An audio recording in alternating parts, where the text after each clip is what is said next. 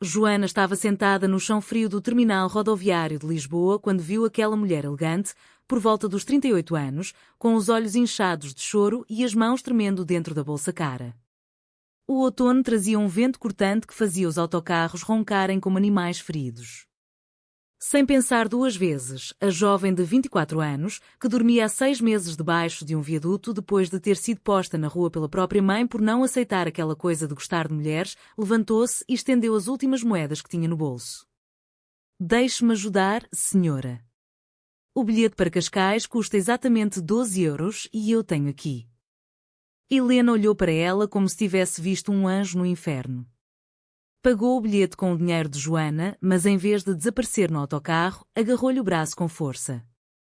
Vem comigo. Não podes ficar aqui. 3 horas depois, as duas estavam sentadas na sala ampla de uma casa moderna em Cascais, com vista para o mar, e Helena confessava baixinho que era a advogada principal no maior caso de corrupção imobiliária que abalava o governo português. Joana sentiu o coração bater mais rápido quando Helena lhe tocou a mão ao agradecer.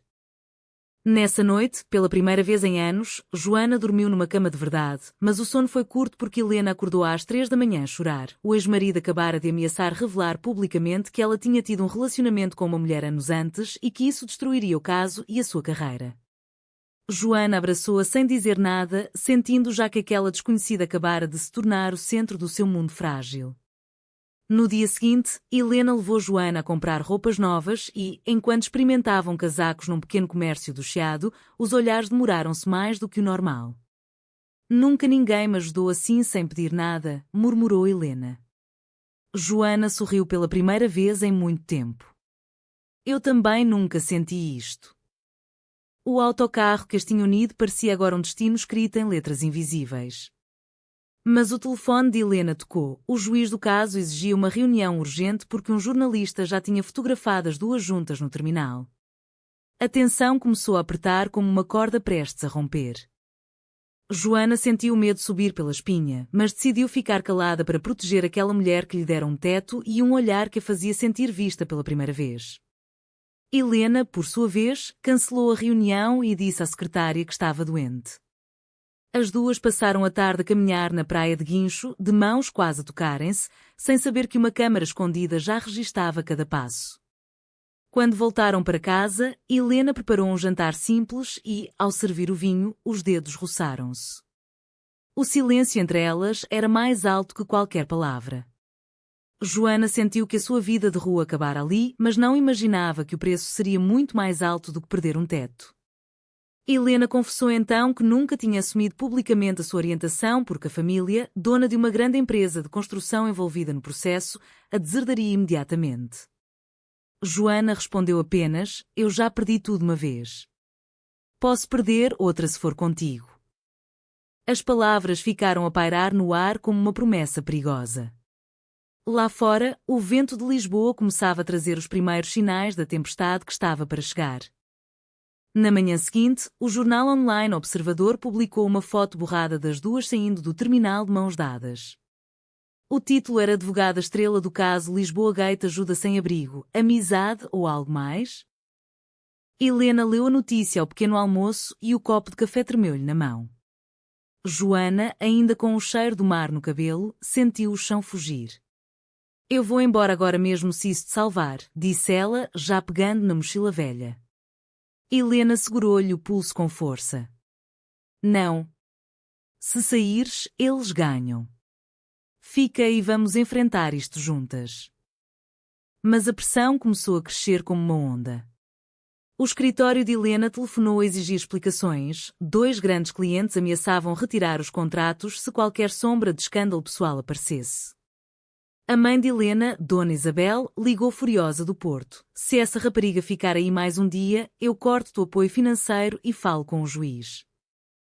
Joana ouviu tudo da cozinha e sentiu o peito apertar. À tarde, as duas foram ao supermercado juntas e um paparazzo saltou de trás de um carro. O flash cegou-as, Helena puxou Joana para dentro do carro e acelerou.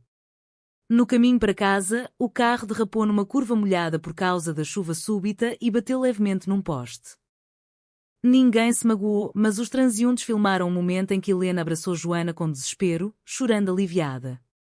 O vídeo viralizou em menos de uma hora com a legenda beijo lésbico após acidente. A verdade por trás da advogada Helena Santos. Joana viu o telemóvel tremer nas mãos de Helena e tomou uma decisão. Eu digo que fui eu que te forcei, que inventei tudo. Helena olhou-a com olhos vermelhos. Se fizeres isso, percuta-te também. E eu não quero viver sem ti. Pela primeira vez, beijaram-se de verdade, ali mesmo no carro parado à beira da estrada, um beijo de medo e de amor misturados. Quando chegaram a casa, a secretária já tinha deixado 10 mensagens. O juiz suspendeu o caso por conflito de interesses pessoais e a Ordem dos Advogados abriu um processo disciplinar. A família de Helena enviou um e-mail formal a cortar todos os laços. Joana sentiu que cada escolha agora era uma faca de 2 gumes. Proteger Helena significava desaparecer e voltar à rua. Proteger-se a si mesma significava trair a única pessoa que a vira como mulher inteira. Decidiram passar a noite a planear. Helena ia dar uma entrevista exclusiva negando o romance, Joana ia voltar temporariamente para um abrigo.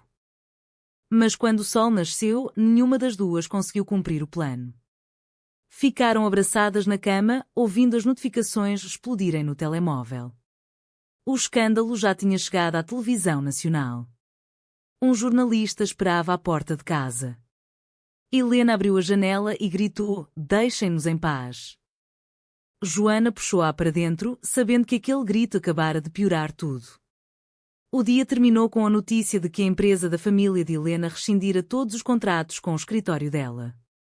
Helena perdeu 3 clientes importantes em uma hora. Joana sentiu o peso da culpa como nunca antes, mas o amor que crescia entre elas era mais forte que o medo. Decidiram então assumir publicamente o relacionamento numa live simples nas redes. Helena postou a primeira foto das duas juntas com a legenda assim: "Amo uma mulher." E ela salvou-me primeiro. Os comentários dividiram-se entre apoio e ódio feroz. A corda esticava-se cada vez mais. O processo disciplinar avançou rapidamente. A Ordem dos Advogados marcou uma audiência para dentro de 5 dias. Helena passou noites em branco a preparar a defesa, enquanto Joana tentava arranjar um emprego temporário numa cafetaria do bairro Alto, mas o patrão reconheceu-a do noticiário e despediu-a no primeiro dia. Não quero problemas aqui.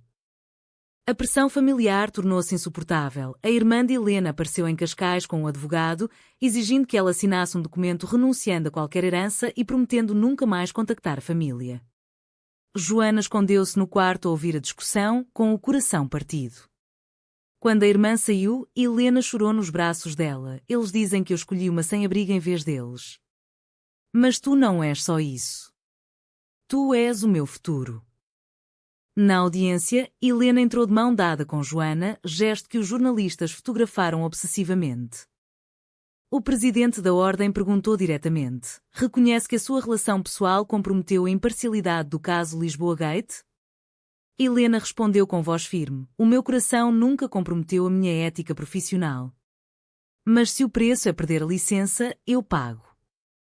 Joana apertou-lhe a mão por baixo da mesa, sentindo que cada palavra era uma bala. O verdito saiu no final do dia: suspensão de 6 meses. Helena saiu do edifício como se tivesse levado um soco. Nessa noite, discutiram pela primeira vez. Joana gritou: "Eu vou voltar para a rua e tu vais dizer que foi um erro passageiro. Assim recuperas tudo." Helena respondeu com raiva: "Se fizeres isso, traíste-me mais do que eles todos." A discussão terminou em lágrimas e num abraço apertado. Mas o pior ainda estava para vir. Um ex-cliente abriu um processo civil acusando Helena de influência emocional indevida e pedindo indenização de 200 mil euros. A notícia saiu com foto das duas beijando-se no carro após o acidente. A opinião pública dividiu-se. Uns chamavam-nas heroínas do amor verdadeiro, outros pediam boicote a todos os clientes antigos de Helena. A mãe de Joana, que nunca tinha contactado a filha em 2 anos, apareceu de repente na televisão dizendo que a filha era manipulada por uma mulher rica que queria uma aventura. Joana viu a entrevista e sentiu o mundo desabar. Helena decidiu então vender o carro para pagar os primeiros advogados do novo processo. Joana arranjou trabalho como empregada de limpeza num hotel, mas os colegas sussurravam nas suas costas. Cada dia era uma escolha: continuar juntas e perder tudo, ou separar-se e salvar pelo menos uma. Elas escolheram ficar. Na praia de Carcavelos, ao pôr do sol, Helena ajoelhou-se e disse: "Quero construir uma vida contigo, mesmo que seja numa tenda." Joana chorou e aceitou. Mas quando voltaram para casa, encontraram as janelas partidas e spray na parede, lésbicas fora de Portugal. A polícia demorou 2 horas a aparecer. Nessa noite, dormiram no chão da sala, abraçadas, sabendo que o próximo golpe seria ainda mais duro. O julgamento civil começou numa manhã chuvosa de dezembro. Helena entrou no tribunal com Joana ao lado, ambas vestidas de preto simples. Os jornalistas formavam uma muralha. Dentro da sala, o advogado do ex-cliente apresentou as mensagens privadas que tinha obtido legalmente, incluindo uma onde Helena dizia a Joana: "Tu és o meu maior caso agora." O juiz pareceu incomodado. Joana testemunhou, voz trêmula: "Eu ajudei-a porque era humana, não por dinheiro. E sim, amo-a. Isso não é crime." O público na sala murmurou. Helena defendeu-se com dados, provou que o caso Lisboa Gate tinha sido ganho antes de conhecer Joana. Mas o estrago estava feito. À saída, a mãe de Helena esperava com um megafone, gritando deserdada. Traidora da família. Joana quis responder, mas Helena segurou-a: "Não. Deixa-a gritar. Nós não vamos descer ao nível deles." Nessa mesma semana, o hotel despediu Joana oficialmente por exposição mediática negativa. Sem rendimento, as duas tiveram de sublocar um quarto pequeno em Almada. A mudança foi humilhante, Helena carregando caixas enquanto vizinhos filmavam. Joana sentiu que estava a destruir a vida da mulher que amava. Uma noite, disse: "Eu assino um documento dizendo que tudo foi mentira. Tu recuperas a licença e eu desapareço." Helena bateu com a mão na mesa: "Se fizeres isso, eu nunca mais te perdoo. Prefiro ser pobre contigo do que rica sem ti." Mas a dúvida crescia. Um produtor de televisão ofereceu a Helena 50.000 euros por uma entrevista exclusiva renegando o relacionamento e culpando Joana de manipulação. Helena recusou, mas a oferta ficou a ecoar. Joana encontrou a mensagem no telemóvel e chorou sozinha na casa de banho. No dia seguinte, enfrentaram a primeira manifestação em frente à nova casa, um grupo de conservadores com cartazes "Protejam as crianças das lésbicas." A polícia dispersou-os, mas o medo instalou-se. Helena perdeu o último cliente que lhe restava. Joana começou a ter ataques de pânico, lembrando-se da vida na rua. Decidiram fazer uma pausa e Helena foi sozinha ao Porto tentar falar com a mãe. Voltou com o rosto inchado de choro e um envelope com 1.000 euros para ti e para aquela rapariga saírem da minha vida. Joana viu o dinheiro e sentiu náusea. "Vamos devolver." Helena rasgou o envelope. "Não precisamos do dinheiro deles. Precisamos só uma da outra." Mas o processo civil continuou e o juiz marcou a sentença para janeiro. A tensão era tanta que as duas quase não dormiam. Uma madrugada, Helena acordou Joana: "Se eu perder o julgamento, vou para a prisão por dívida. Tu vais ficar sozinha outra vez." Joana respondeu: "Então eu vou contigo para onde for." A declaração selou o compromisso, mas também o risco máximo. A sentença saiu e Helena condenada a pagar 120.000 euros e suspensa por mais um ano. Os jornais celebraram o fim da advogada lésbica. Joana viu Helena cair de joelhos no tribunal e soube que tinha chegado o momento de decidir para sempre. Na rua, cercadas por microfones, Joana pegou no microfone de um repórter e declarou: "Eu sou a sem-abrigo que ajudou Helena Santos. E sim, somos um casal. Se alguém quer culpar alguém, culpe-me a mim. Mas ela não fez nada de errado além de amar." A declaração viralizou e, pela primeira vez, o apoio público cresceu mais que o ódio. Uma petição online recolheu 50.000 assinaturas pedindo revisão do caso. Mas a família de Helena processou Joana por difamação e exigiu uma indenização adicional. Agora eram as duas contra o mundo. Joana conseguiu um pequeno emprego como assistente numa livraria LGBT de Lisboa, mas Helena ainda não tinha licença para trabalhar. Viveram com o pouco dinheiro da petição. Uma noite, a mãe de Joana ligou, bêbada: "Vê o que fizeste. Agora toda a gente sabe que és aberração." Joana desligou e chorou. Helena abraçou-a e disse: "A tua mãe perdeu-te. Eu ganhei-te." Mas a corda estava no limite. O advogado sugeriu que Helena se declarasse arrepender-se publicamente para reduzir a pena financeira. Joana ouviu e saiu de casa a correr. Helena encontrou-a na ponte 25 de Abril, vento forte, pensando em saltar. "Se eu não existisse, tu estarias bem", soluçou Joana. Helena puxou-a para si: "Sem ti eu já estaria morta por dentro há muito tempo." Voltaram para casa de mãos dadas, decididas a lutar até ao fim. 2 dias depois, um acidente de viação grave envolvendo o ex-marido de Helena, que tinha causado primeiro escândalo, revelou mensagens antigas onde ele admitia ter fabricado provas contra Helena por vingança homofóbica. O caso Lisboa Gate foi reaberto. A opinião pública virou a favor delas. Mas a família de Helena ainda recusava qualquer reconciliação. Joana recebeu uma carta da assistência social oferecendo-lhe um apartamento social se deixasse a relação tóxica. Ela rasgou a carta. "Escolho-te a ti todos os dias." 6 meses depois, Helena recuperou parcialmente a licença e abriu um pequeno escritório de apoio a mulheres em situação vulnerável. Joana terminou um curso noturno de administração e trabalhava ao lado dela. A dívida ainda pesava, a família continuava distante, mas elas tinham uma vida simples em Almada com uma vista para Rio. Uma noite, sentadas no pequeno terraço, Helena disse: "Tu compraste-me um bilhete de autocarro e acabaste por me dar um bilhete para uma vida inteira." Joana sorriu, mas sabia que o preço pago tinha sido alto: reputações destruídas, laços familiares cortados, anos de ansiedade. O escândalo ensinara-lhes que o silêncio protege por um tempo, mas a coragem reconstrói. No entanto, a ferida ainda latejava. Quando o noticiário anunciou que a mãe de Helena tinha sofrido um infarte, Helena hesitou em ir ao hospital.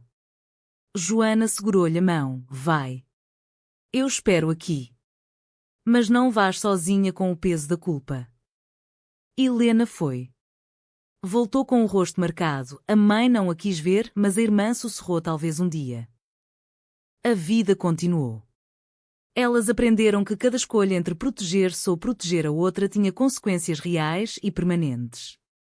Agora, olhando para o rio Tejo ao entardecer, Joana perguntou baixinho: "Valerá sempre a pena?" Helena respondeu com um beijo. É correto ou incorreto afirmar que o silêncio diante da pressão social sempre preserva mais o amor do que a coragem de falar a verdade, mesmo quando esta custa tudo?